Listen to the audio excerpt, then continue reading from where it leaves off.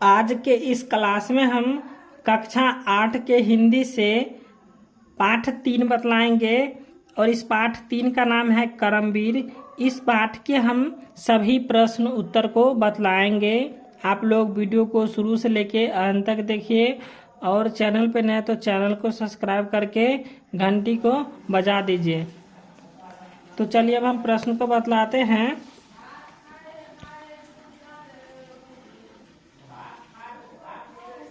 तो पहला प्रश्न है, कर्मवीर की पहचान क्या है? तो उत्तर हम लिखेंगे कि कर्मवीर विहन बाधाओं से घबराते नहीं, वे भाग्य भरोसे नहीं रहते। कर्मवीर आज के कार्य को आज ही कर लेते हैं, जैसा सोचते हैं वैसा ही बोलते हैं तथा जैसा बोलते हैं वैसा ही करते हैं। कर्मवीर अपने समय को व्यर्थ नहीं जाने देते हैं, वे अलसाते भी नहीं। कर्मवीर समय का महत्व सदैव देते हैं, वे परिश्रम करने से जी नहीं चुराते, कठिन से कठिन परिस्थितियों में भी कठिन कार्य कर दिखाते हैं। उसके बाद कर्मवीर कार्य करने में थकते नहीं, जिस कार्य को आरंभ करते हैं उस पूरा करके ही छोड़ते हैं और उलझने के बीच वे भी उत्साहित दिखते हैं। इसके बाद दूसरा प्रश्न है, अपने देश की उन्नति के लिए आप क्या क्या कीजिएगा?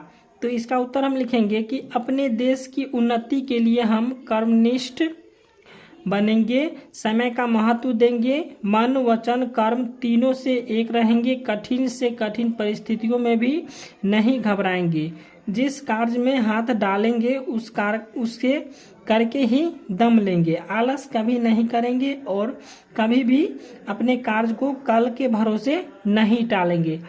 कल करे सो आज करा और आज करे सो अब। ठीक है, तो चलिए अब तीसरा प्रश्न को देखते हैं।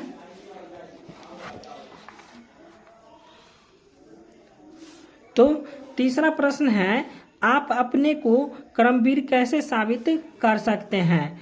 तो इसका उत्तर हम लिखेंगे कि हम अपने को कर्मवीर साबित करने के लिए कर्तव्यनिष्ठ बनाना होगा और समय का महत्व हमें देना होगा, परिश्रमी बनना पड़ेगा तथा आलस्य को त्यागना होगा, मन वचन और कर्म से एक रहना होगा। उपरोक्त कर्मवीर के गुणों को अपने में उतारकर हम अपने को कर्मवीर साबित कर सकते हैं। उपरोक्त कर्मवीर के गुणों को अपने में उतारकर हम अपने को कर्मवीर साबित कर सकते हैं।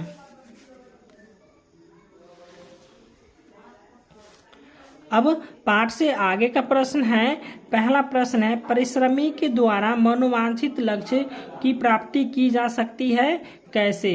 तो इसका उत्तर हम लिखेंगे कि जो परिश्रमी है उसे मनोवांछित लक्ष्य की प्राप्ति अवश्य होती है। परिश्रमी व्यक्ति कभी आलस नहीं दिखाते हैं। अगर परिश्रमी व्यक्ति मन वचन और कर्म से एक बना रहे तो कार्य में सफलता अवश्य मिलती है और परिश्रमी व्यक्ति के समय का महत्व समझना चाहिए।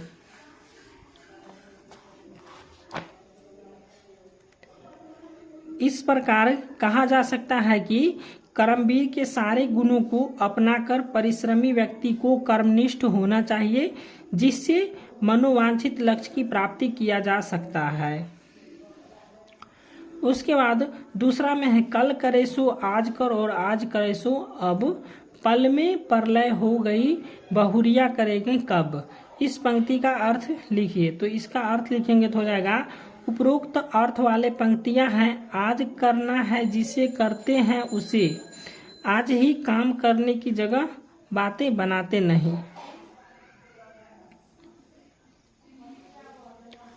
उसके बाद 3 में है, आप किसे अपना आदर्श मानते हैं और क्यों? तो इसका उत्तर हम लिखेंगे कि हम अपना आदर्श महात्मा गांधी को मानते हैं, क्योंकि हम सादगी, सच्चाई और अहिंसा पर विश्वास करते हैं तथा सतत प्रयत्नशील रहने का प्रयास करते हैं। ये सब आदर्श महात्मा गांधी जी में मौजूद थे। ठीक है, चलिए अब चौथा प्रश्न को देखते हैं। चौथा प्रश्न तो नहीं लेकिन व्याकरण से प्रश्न है यहाँ पे लिखा हुआ है दिए गए शब्दों से विपरीतार्थक शब्द युग्म बनाइए। जैसे यहाँ पे लिखा हुआ है अमीर, तो अमीर का उल्टा हो जाएगा गरीब, दुख का उल्टा हो जाएगा सुख, कठिन का हो जाएगा आसान, भलाई का हो जाएगा उल्टा बुराई सुख दुख, जन्म मरण, सरल कठिन, बुराई भलाई, सपूत कपूत, मरण जन्म, विरोधी समर्थक, कायर वीर, समर्थक विरोधी, असंभव संभव, नभ तल, फूल सूल, आरंभ अंत, बुरा भला, वीर कायर, संभव असंभव, तल नभ, सूल पुल, अंत आरंभ। ठीक है, तो ये हो गया विपरीतार्थक शब्द। अब यहाँ पे